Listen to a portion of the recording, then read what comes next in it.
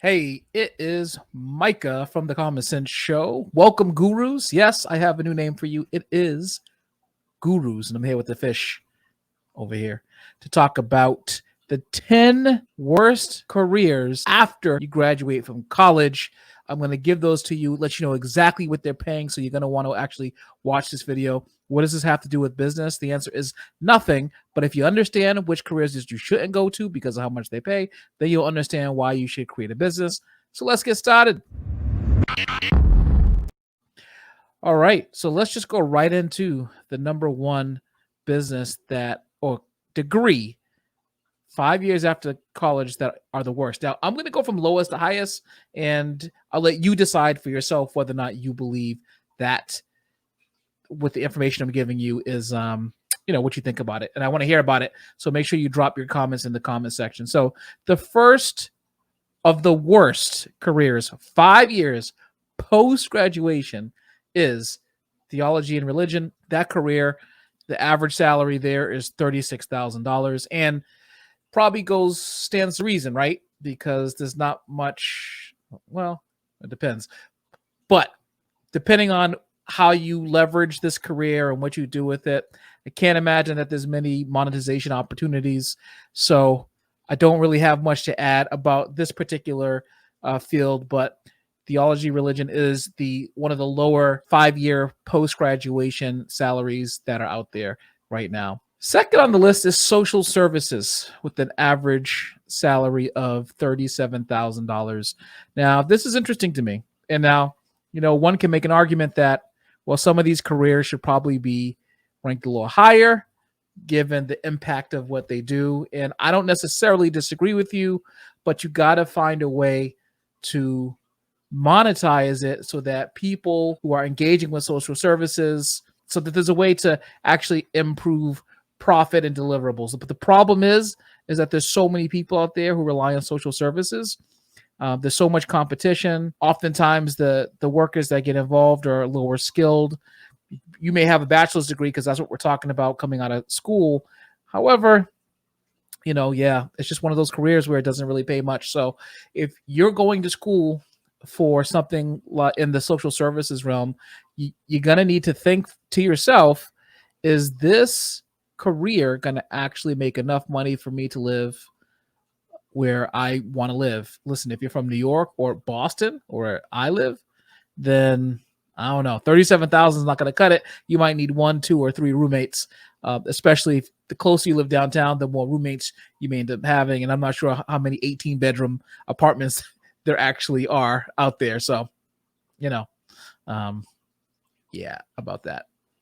The next salary is family and consumer sciences. So here's another one, a worthy career, a worthy degree.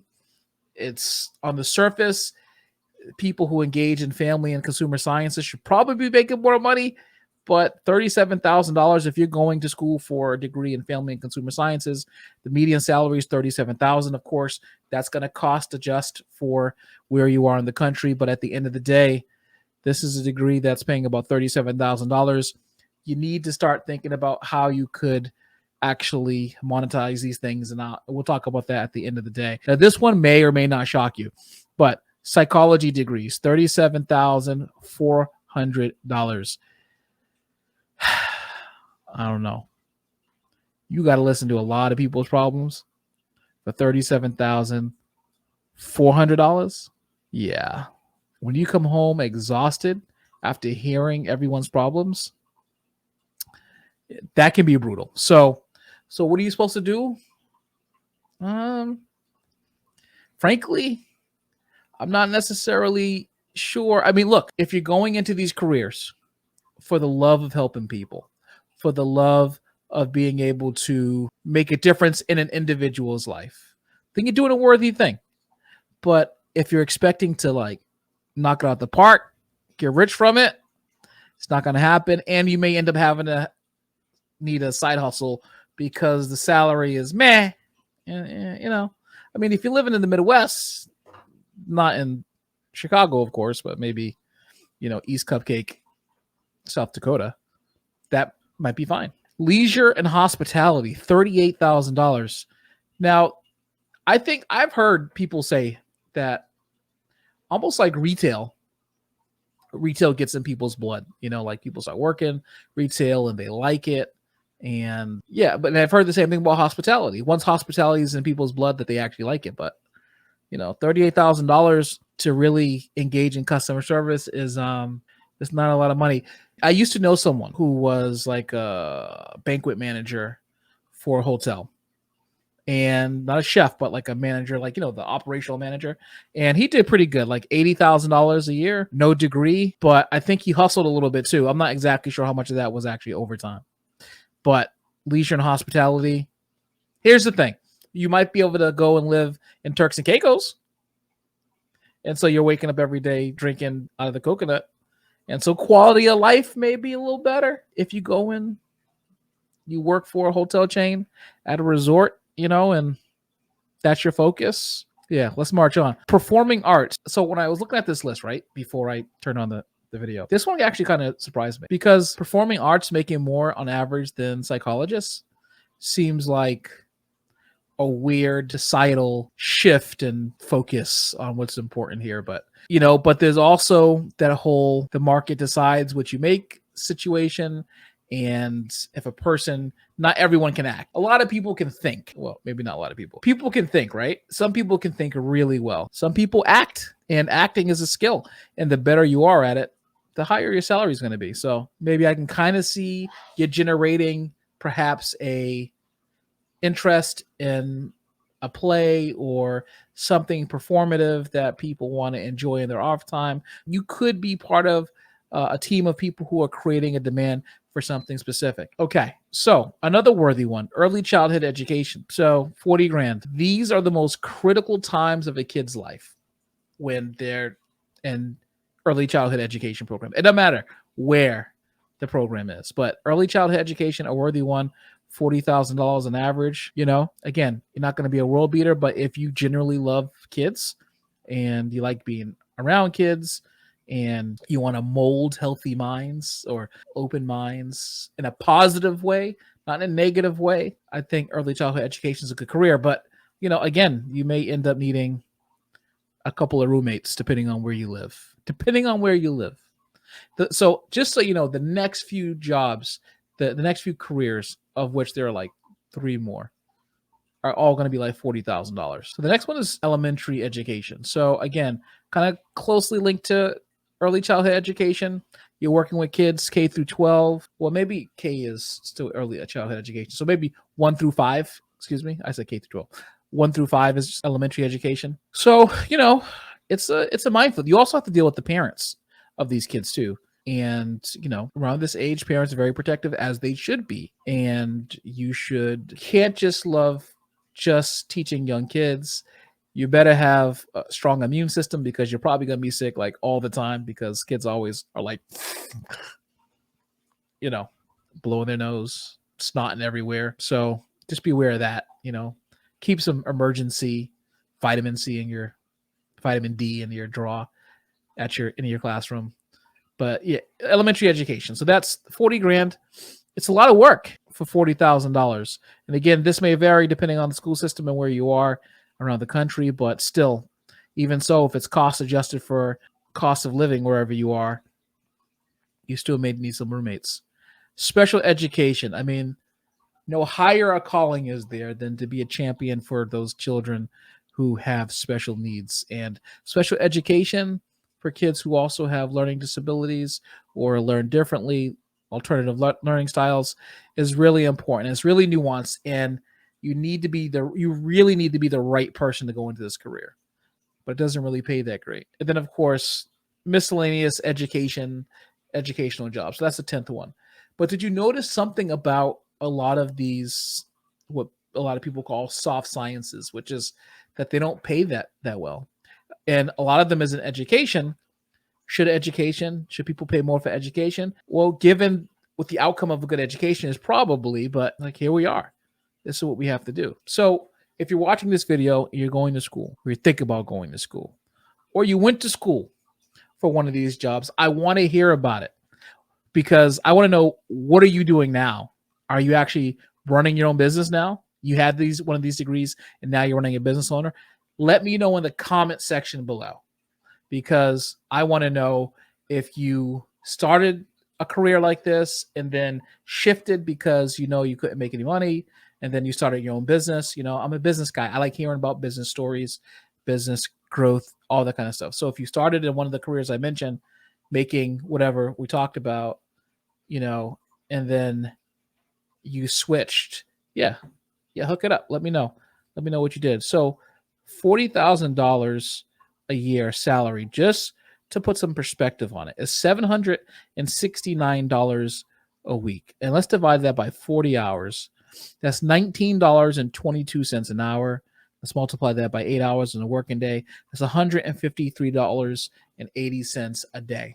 Okay, that's $153.80 a day. Call it $154 a day. That's $40,000 a year for 5 working days. Is there something that you could do that could generate $154 in a day on your own without going to work for somebody? That's 40 grand right there. So if you're going to go and spend, I don't know, let's say you went and got your early childhood education degree from a university and the average tuition was $25,000 a year. Okay, so 100 grand when you get out. $100,000. And now you have a $40,000 salary, of which $500 a month is going to go to your student loan when you start paying it back. I just told you make $769 a week. And 500 of that is going to go back to paying back student loans. That's a lot of scrap. It's a lot. It's time for us to start counting the cost before, re-strategizing exactly what you need to do to be successful, and thinking about ways that you can generate cash. Now, here's another option. Let's say that you have a heart of gold and you want to go into these careers that I've just spent about 14 minutes trashing. I didn't trash them. I'm joking with you. Okay, fine. This is where side hustle comes in. Is there a way for you to make $154 a day to match your salary? And now you're making 80 grand a year instead of just 40 grand a year. Think about this. If you could find something where you can get $50 a pop, just doing it 3 times a day, whatever you do, that's $80,000 right there for you. Just $50. Like, whether it's Gary Vee was doing this thing where he was going and like doing garage sales or whatever, and like finding things, flipping them, making some money. If you did that 3 times a day, 5 days a week, you've just matched your teacher's salary or your psych degree salary if you have a bachelor's degree in psychology. I think with a PhD, it goes up to like 60 grand. But this is the point. The point is that, now in order to live, because cost of living is so darn expensive, like you got to have like either a side hustle to make exactly what you're making with your salary, or you got to try to figure it out somehow, some way, right? When you're trying to figure out what you want to do to start a business, this is how it starts. Okay. You don't just think about an idea that you want to do and just start doing it without counting the cost about what it's going to actually take to get there. So part of your ideation process in starting a business should be to think about what can actually generate you money and not what could possibly generate you money. What actually works right now in cash generation versus what doesn't work. Right. And then you take that idea and then you test it and all that stuff. All this information about how to have a business serving your life is going to be part of the book that I'm writing. And yes, I am currently writing a book that roadmaps from the beginning of ideation. So thinking about an idea for a business, it actually takes you even a step before that, from the beginning of what kind of life you want to lead after you sell your business. I take you through the process of calculating what that number looks like, all the way through launching your business into the marketplace. Yes, I have a book coming out that's actually going to speak to this. I'll let you know more about it. But think about it. Think about what you can do to increase to double your salary. Don't try to everyone is like, oh, let's just do 100 grand and all this. Listen, just start with doubling your salary. You don't have to worry about the exact science number, right? Just think about doubling your salary first. And also think about starting an LLC for your business to protect your assets when you do start that money. And Northwest Registered Agent is a way to do that. You can start your LLC and protect your privacy because Northwest Registered Agent have the people in place, the registered agents in place to help you form your LLC on your behalf.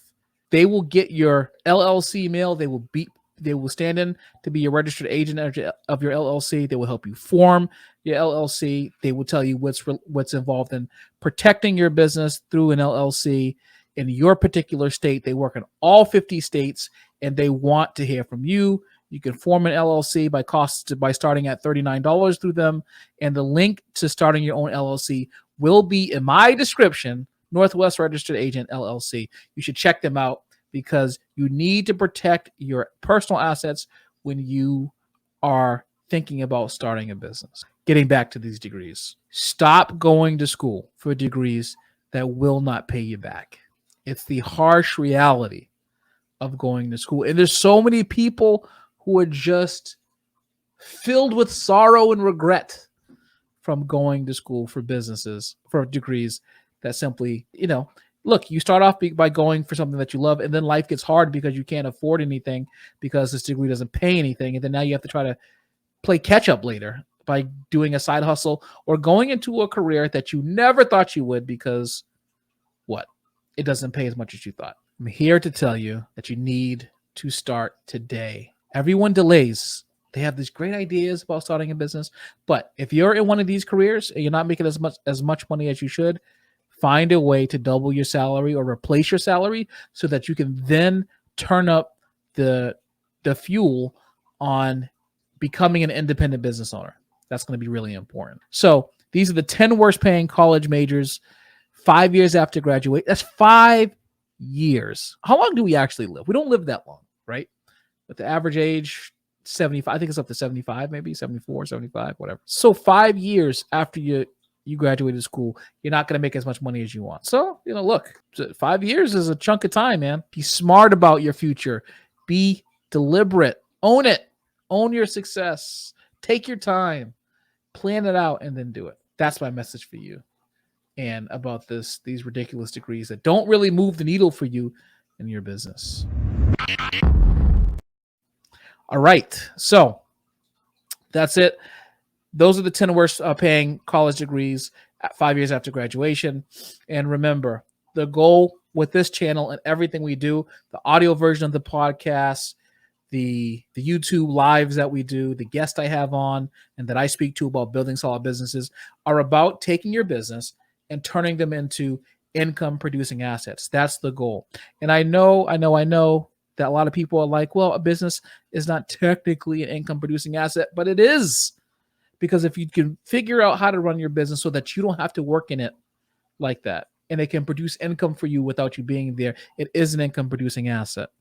That's the goal of this channel, to help you build a business that's smart, that you can run without being present, and it can produce income for you and your family generationally. Don't forget to subscribe to this channel if you like what you heard today. There's more information, and there are so many videos that I've put out about like business planning and stuff like that. You should check those out. But subscribe to the channel if you want more content about how you can grow from a place like ideation or generating business knowledge, making your business better, making it more refined, generating income, and turning it into an income producing asset. If you're looking for that, then you should subscribe to this channel. Until next time, I'm Micah, and I'm out. Peace.